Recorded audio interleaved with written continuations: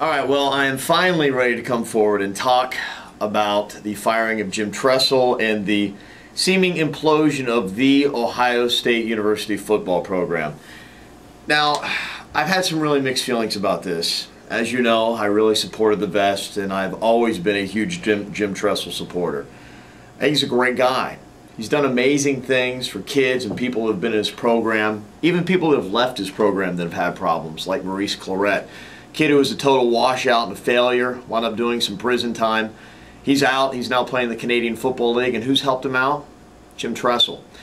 So, yes, Ohio State is probably going to be smacked down with countless infractions. Who knows? They may not see a bowl game for another 20 years. I don't know what the NCAA is going to do, but isn't it time that we start looking at the whole program and everything going on with the NCAA as a whole? You know, when I started thinking about it, I started to realize, yes, I am hurt, I am saddened, and my Saturdays are going to suck for at least the next 5 years. But I'm not going to jump off the Ohio State bandwagon because I did not root specifically for Jim Tressel or for Terrell Pryor.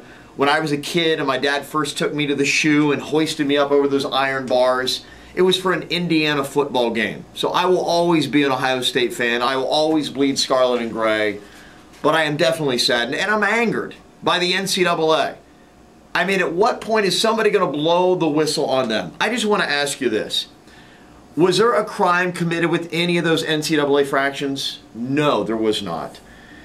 You know, the NCAA and the hypocrisy that they have, they make millions of dollars off of these athletes. They have bowl games, TV contracts. They make millions of dollars, yet they say in the same breath that they don't want college football and these athletes to become big business. Well, you know what? It's too late. It is big business. And last time I checked, this is a capitalist country where it's basically making money any way you can. And if you can make money doing that, then you know what? God bless you. Because a lot of these kids don't come from anything.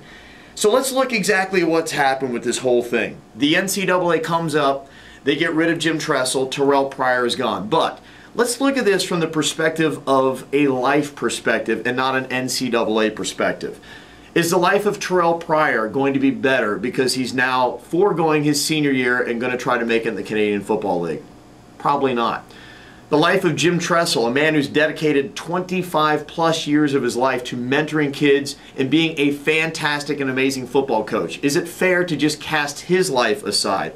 Probably not. And what about all those athletes who could have been mentored by a man who cares for them, who brings them up, who has great faith and values? They're not going to have that experience. Are you going to find somebody better for the university? Probably not. And why? Because the NCAA cannot catch up with the times and have infractions that actually matter. So when are we finally going to say, stop the hypocrisy of the NCAA? It's getting ridiculous, is it not? It's too late. College football is already big business. OH.